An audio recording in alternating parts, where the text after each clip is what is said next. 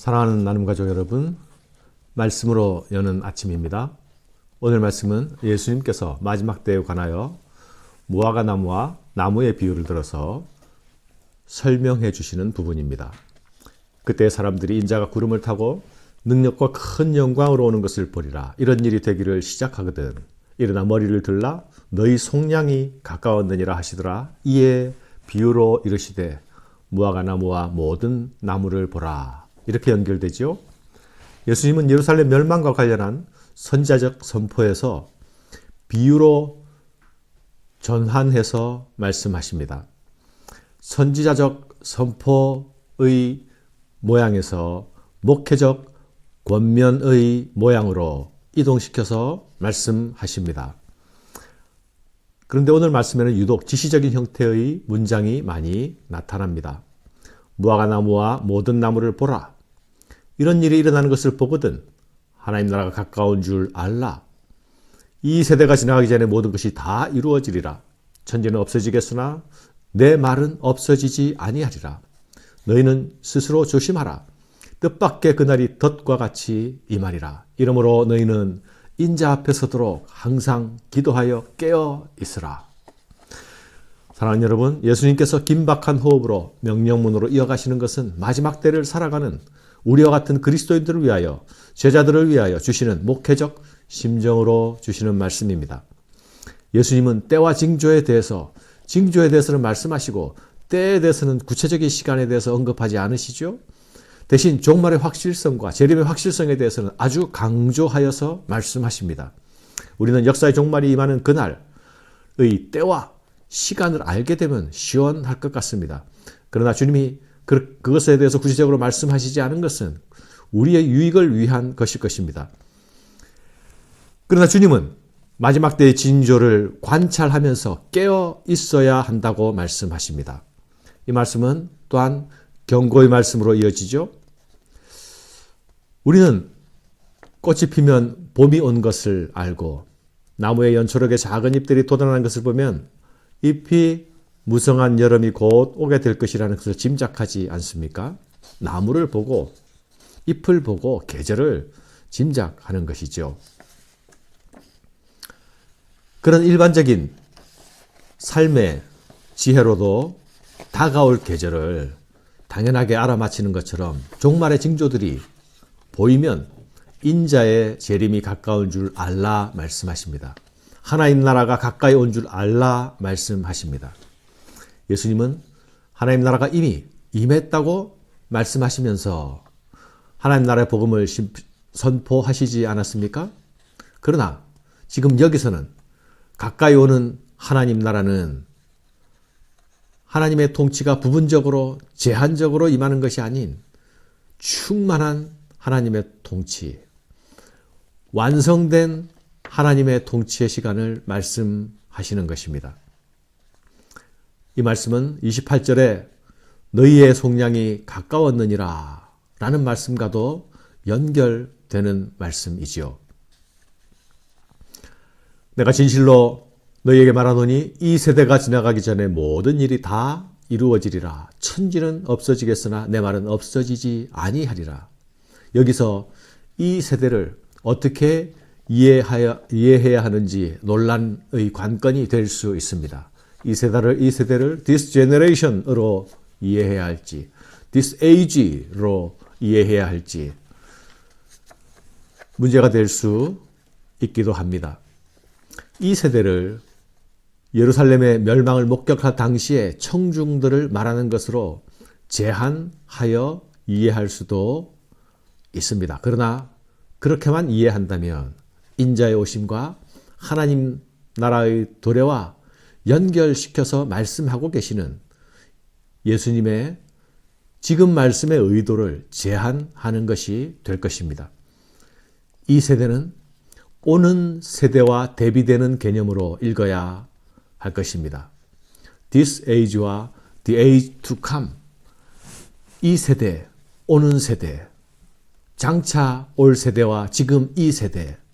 이것은 바울이 말하는 종말론적 세계관과도 일치합니다. 장차 올 세대는 그 나라의 완성이요. 예수님의 재림으로 이루어질 완전한 하나님의 나라이죠. 이 세대는 장차올 그 세대를 학수고대하며 기다리고 바라는 세대여야 합니다. 예수님은 가까운 장래에 일어날 예루살렘 멸망 사건과 먼 미래에 일어날 인자의 재림 사건을 하나의 시야 안에서 두고 말씀하십니다. 그러나 시간적 간격에 대해서는 구체적으로 말씀하지 않으셨습니다. 예수님의 이런 말씀 방식은 구약의 선지자들이 미래의 예언에 대해서 말할 때 사용하던 방식과 일치하는 방식이기도 합니다. 너희는 스스로 조심하라. 그렇지 않으면 방탕과 술 취함과 생활의 염려로 마음이 둔하여지고 뜻밖의 그날이 덫과 같이 너희에게 임하리라. 예수님은 그날의 임함을 덫에 비유하여 말씀하고 계시죠. 덫은 짐승에게 예고하고 다가가지 않지 않습니까? 짐승이 덫에 걸릴 때에는 갑자기 아차하는 순간에 걸렸다는 사실을 알게 되는 것이 아닙니까? 주님의 재림은 예측 불가한 성격을 가집니다. 그러나 그날은 구원의 날이며 또한 심판의 날이죠. 구원을 애타게 기다리는 자에게는 그날이 큰 위로의 날이 되겠지만 심판을 당하는 자에게는 멸망의 덫처럼 임하게 될 것입니다. 그리스도인들은 이 날이 멸망의 날이 되지 않도록 이 세상 것으로 인하여서 우리의 영적인 감각이 둔해지지 않도록 조심하여야 합니다. 방탕과 술 취함 그리고 생활의 염려는 서로 밀접하게 연결되어 있는 것들입니다. 방탕은 술 취함의 결과이죠. 생활의 염려는 술 취함의 내용과 이유입니다. 결국 우리 마음이 세상의 것으로 가득 차게 될 때에 우리 마음은 영적인 일에 둔해지게 됩니다. 하나님 나라의 일에 둔해지게 되는 것이죠. 그래서 영적인 기능을 수행하지 못합니다. 하나님 나라의 일을 수행하지 못합니다.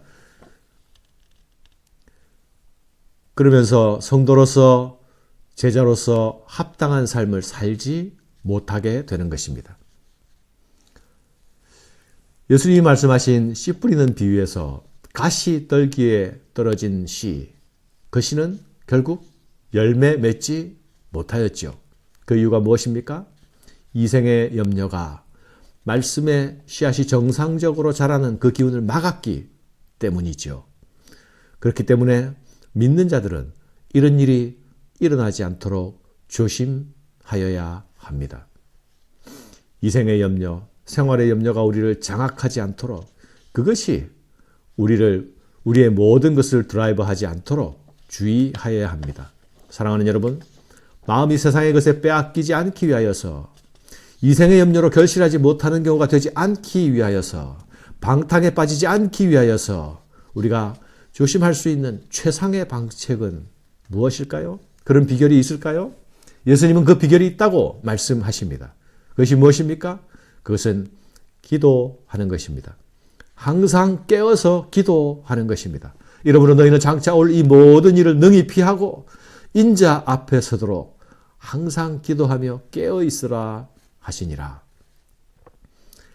깨어서 기도하는 삶은 우리가 주님의 제자로서 합당한 삶을 살 수 있게 합니다. 재림하실 주님 앞에서 인정받는 자로서 능히 설 수 있게 할 것입니다. 불의한 재판관의 비유에서 과부는 낭망하지 않고 불글 불태의 끈기를 보여주지 않았습니까?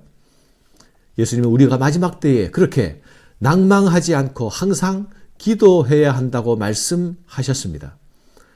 그러나 인자가 올 때의 믿음을 보겠느냐라고 말씀하셨죠. 이 믿음은, 주님이 보고 싶어하는 믿음은 낭망하지 않고 인내하며 기도하는 믿음이 아닙니까? 예수님은 재림과 심판의 문맥에서 다시 우리에게 이 말씀을 반복하여 말씀하여 주고 계십니다.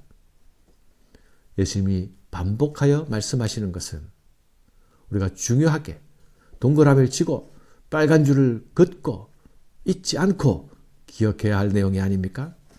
사랑하는 여러분, 봄이 어느새 성큼 다가와 있습니다. 봄을 간절히 기다리는 사람들은 겨울에 산에 있는 앙상한 겨울 나무 가지들을 보고서도 봄이 오는 발자국 소리를 듣습니다. 겨울나무에 물이 오르기 시작하면 나무의 색들이 연한 연보라빛으로 변하는 것을 관찰할 수 있습니다. 그래서 산의 빛깔이 멀리서 보아도 변하는 것이죠. 아직 겨울이지만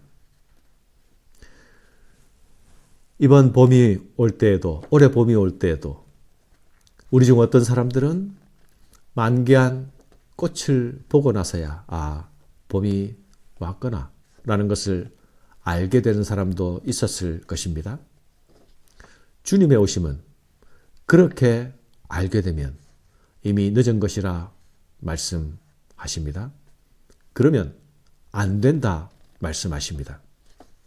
한국교회에 사랑의 원자탄으로 유명한 손양원 목사님이 계셨죠. 그분은 자신의 아들을 죽인 자를 자신의 양자를 삼는 사랑의 실천을 행하지 않으셨습니까? 그런 생생한 살아있는 신앙의 힘이 어디서 나왔을까요? 그분은 주님의 얼굴이 항상 내 눈앞에 있었고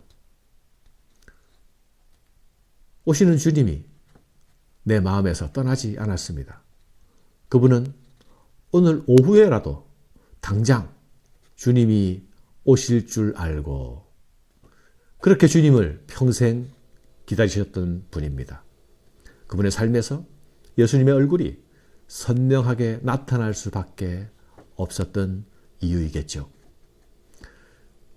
기다리는 자, 그는 깨어 있는 자입니다. 깨어 있는 자라야 진정 살아있는 자입니다.